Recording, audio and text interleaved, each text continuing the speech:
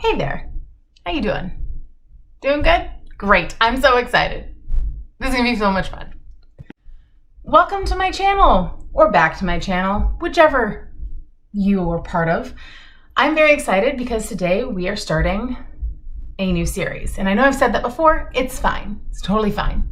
But I'd like to thank Bailey Sarian, who inspired this series by taking something that she loves, something else that she loves, and melding them together to tell a story. She does Murder Mystery Makeup Monday, or however it is. I will link her playlist down below. I am not a murder person, not a mystery person. Murder, can't even talk, it's fine. But what I do love is myths. I love myths. I have a religious studies minor because I love to know why people think the way they do.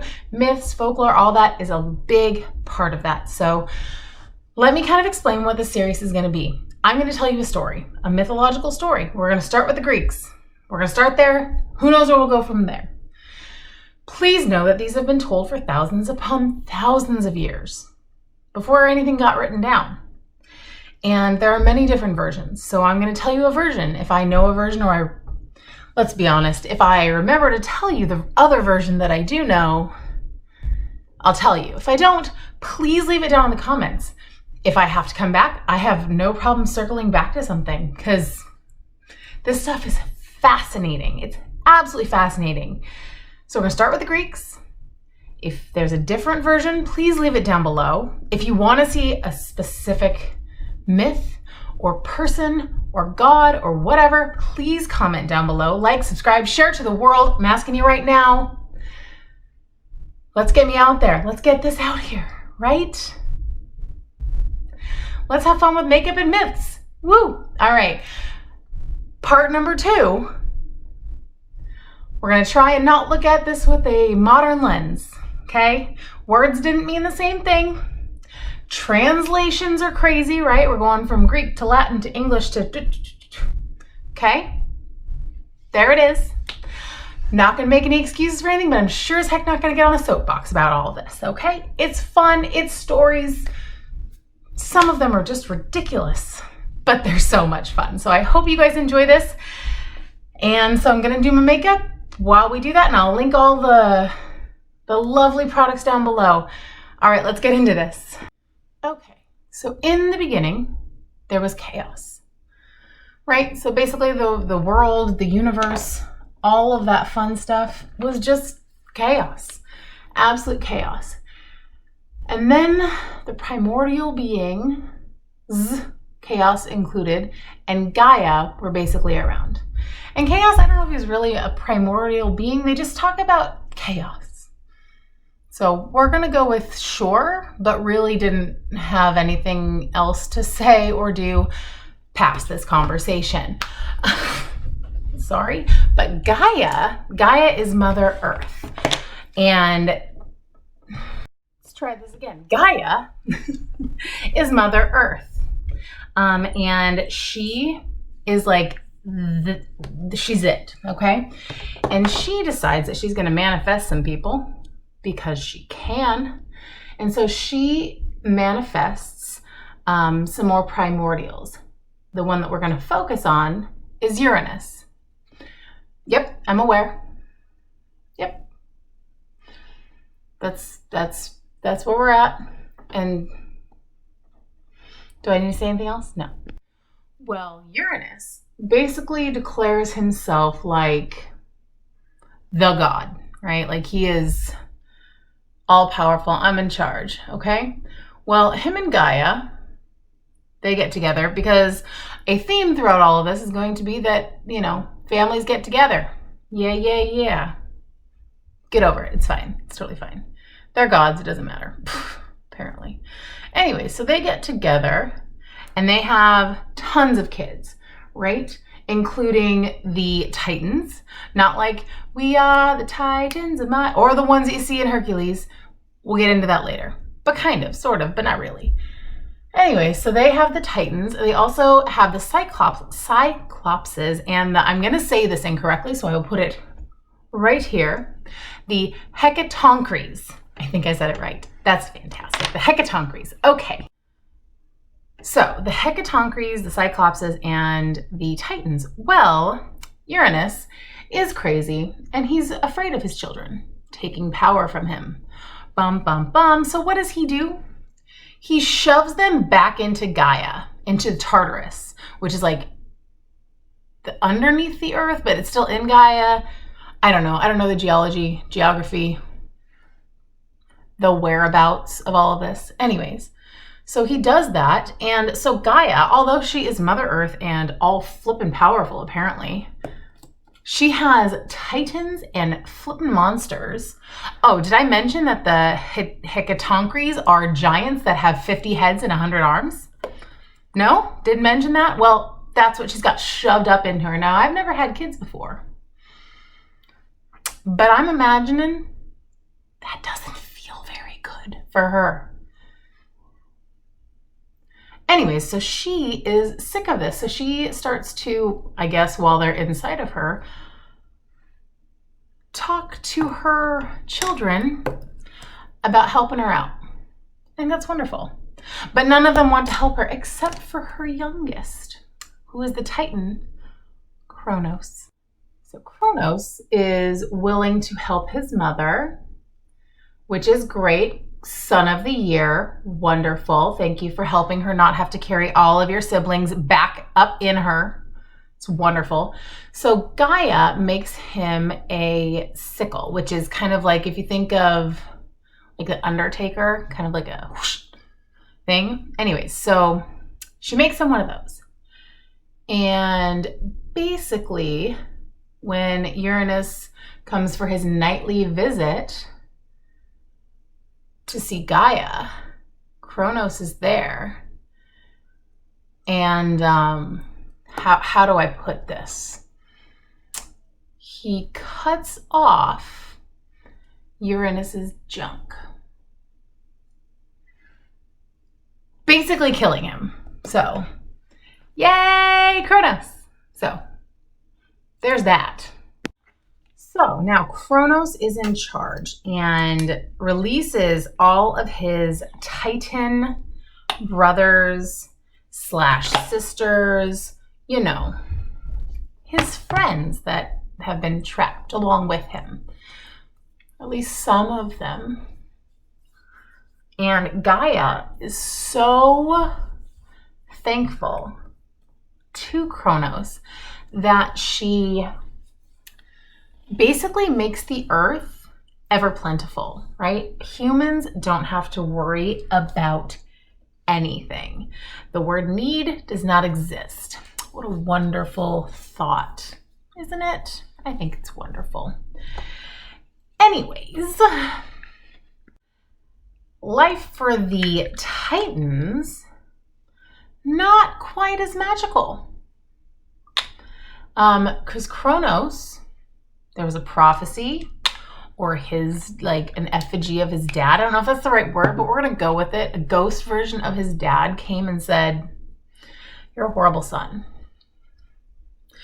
And just so you know, the same thing's going to happen to you that you just did to me. One of your offspring is going to take your power." Great. Fantastic. Well, now that I've married my sister, Rhea, another Titan, I'm going to start having kids, and they start having some kids. Those will be later known as the Olympians, right? So they have Hestia and Hera and Poseidon and Hades and, oh, why am I forgetting her name? Demeter. Oh, I almost forgot her, and I love her daughter so much. Anyways, and I love Demeter. And Zeus. Well, what does Kronos do when he finds out that he has little kids? As soon as they're born, he eats them whole. Just Father of the Year. Son of the Year, not necessarily Father of the Year. Listen, you just gotta eat your kid sometime. Well, as you can imagine, Rhea, oh, this is really light. Rhea, it's not her favorite thing to have her children be eaten right after she's given birth. So, with the help of Gaia, because why not? she's my mom. She's her mom too. She goes down to Earth and gives birth to Zeus. So he hasn't eaten Zeus yet because she hasn't given birth, but she gives birth on Mount Ida, I think it's called. Sure, whatever. And in secret. So Kronos doesn't know. And oh my God, this is so light. It's fine. It's fine. It's totally fine. Anyways, so gives birth in secret and gives him to the nymphs to raise him. Great. It's fantastic. And they take him anyways. So then she goes back up into her quarters knowing that Kronos is like, you haven't had the kid yet. I'm hungry. I don't actually think he said that, but he's probably like, this kid's not going to be the end of me. Where's he at? So she's in her chambers and she's screaming, pretending that she's having a kid. And so then he comes in after and he's like, hey, now what she's done is she's taken a stone and swaddled it, knowing full well that he's just going to, devour this kid by himself, full grown. And he does. And he's completely tricked by Rhea. Good job, Rhea. Yay. All right, I'm going to do my eyebrows and then I'll be right back. That's a lie. I'm going to put some powder on because I'm super shiny. So I'm going to put some powder on and then I'll do my eyebrows. But I wanted to show you guys that I was actually going to powder a little bit because I'm super shiny right now, which is fine. It is what it is. But I am going to use a fan brush and just kind of fan it a little bit. Anyway, so Rhea hides Zeus, right? And he is being raised by nymphs. And then he basically is raised by them and then has a teacher who is an eagle, an all-knowing eagle.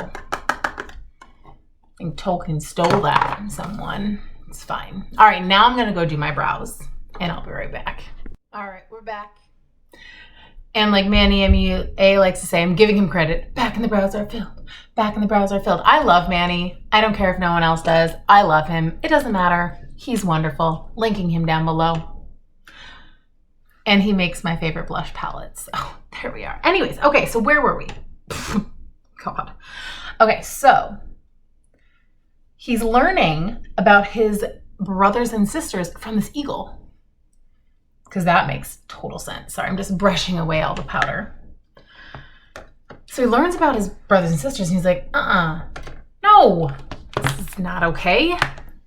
So there's a couple different versions. The one that I like the most, some say he like battles Kronos and then this thing happens. I like the part where he's trickster. He's a trickster, that Zeus. He disguises himself as a cupbearer, basically a water bearer for Kronos. Good job, Zeus. I'm so proud of you. And sneaks in this poison, which is awesome. But it's not like a I'm going to kill you kind of poison. It's a I'm going to make you throw up my siblings potion. So he does. He makes Kronos throw up his siblings, which is awesome. That is the catalyst that starts the War of the Titans. It has a name. I say it wrong every time. I'm putting it right here. Titanocracy, something. I should take better notes. Or have better handwriting. Either one, doesn't matter. Anyways, so the War of the Titans, and depending on who you ask, 10 to 12 years. So it's most of the Titans versus the Olympian gods. And they're fighting, and it's not looking great for the Olympians. I'm not going to lie. Kronos is like, I'm a Titan. Your aunts and uncles are all Titans. Who are you? These little puny Olympian gods. You're not as cool as you think you are. Anyways, that's how I feel like Kronos would talk. Like, use guys. No?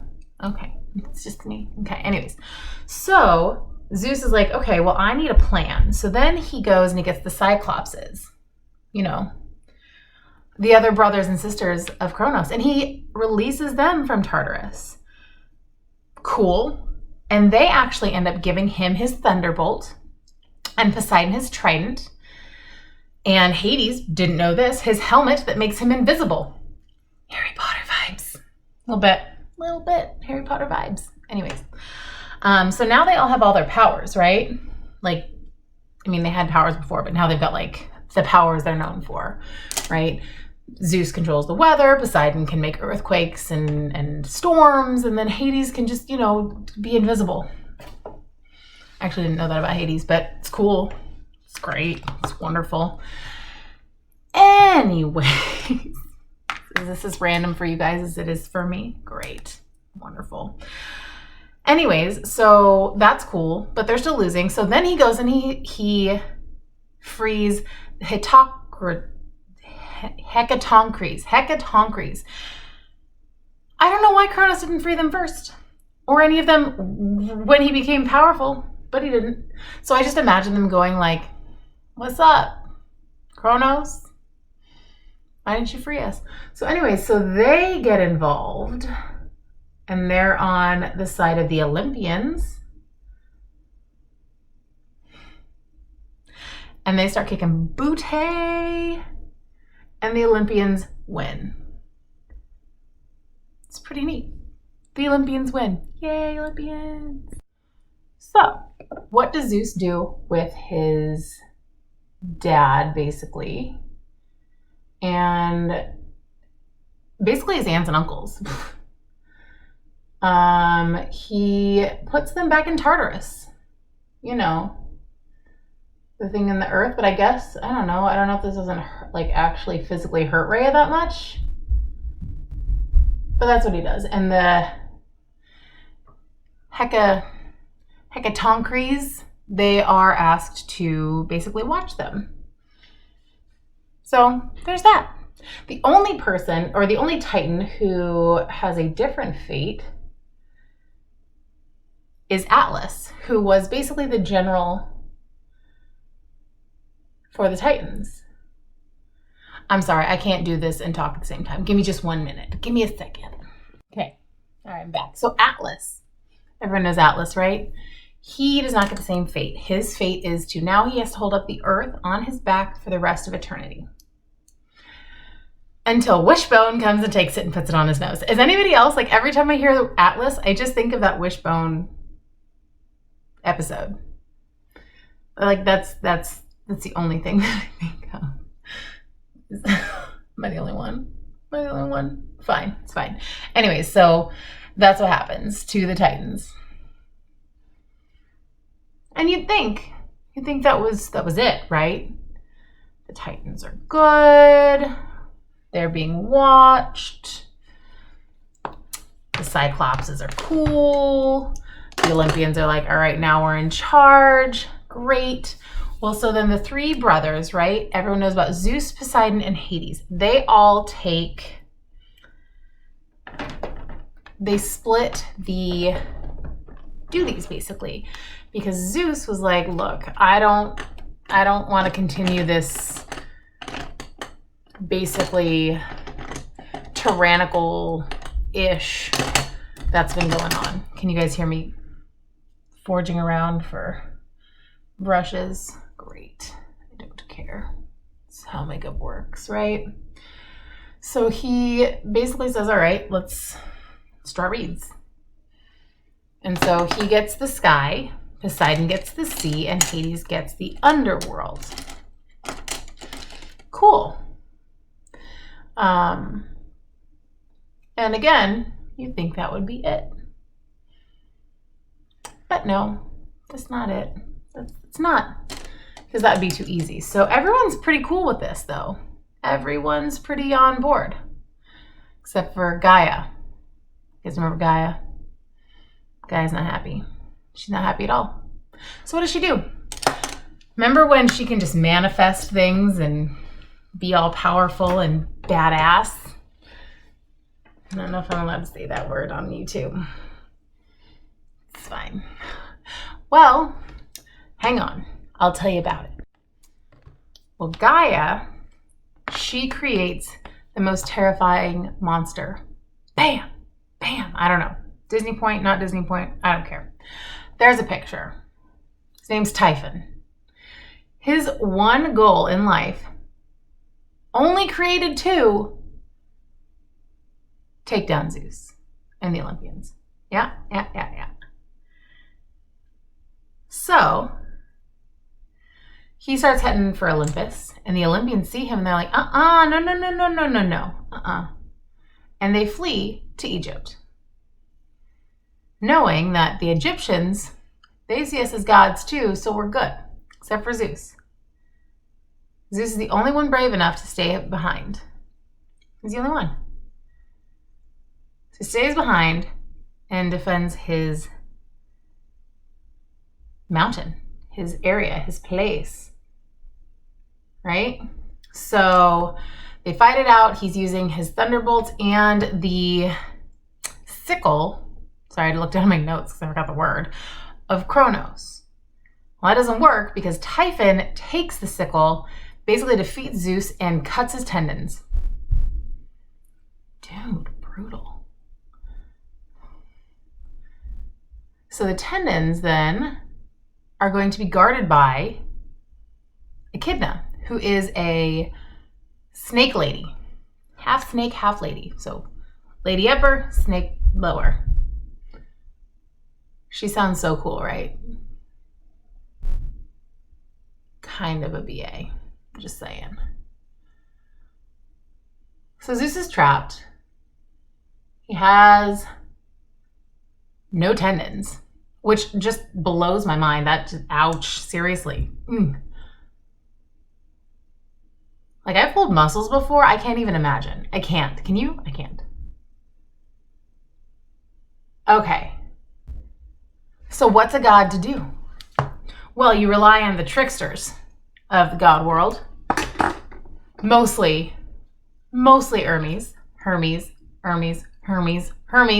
and Pan. They basically trick Echidna and steal the tendons back. Yay, Echidna. I mean, yay, Hermes. I like them both. I don't care. I don't think Echidna did anything. She just was, this was her job. Anyway, so then Zeus has his tendons back, and with the help of the Amore, they poison Typhon, and like he's out of it, and Zeus takes this time to basically use the strongest thunderbolt that he has and kills Typhon. Now everything's good, right? Whew. Best stuff ever. Anyways, so that's basically it. Now the Olympians can reign. There is no timeline of like the War of the Titans to when Typhon came. I don't know. There's no timeline really in Greek mythology. And if you try, you mess up because there's people who are with Jason and not with Jason, but that makes no sense to use the Jason because he was all the way over here before this person was born. Just don't even try. But that's the story basically of how the Olympians came to power. Ha ha ha. I love this. This is so much fun. I hope you guys enjoyed this. Like, subscribe, share to the world. It's crazy. Absolutely crazy stuff. I don't know what I'm going to do next week, but I'm sure it's not going to be as crazy as this. That's not true. I know a lot of Greek mythology that is just as crazy as this. Apparently a lot of daddy issues. Lots of daddy issues.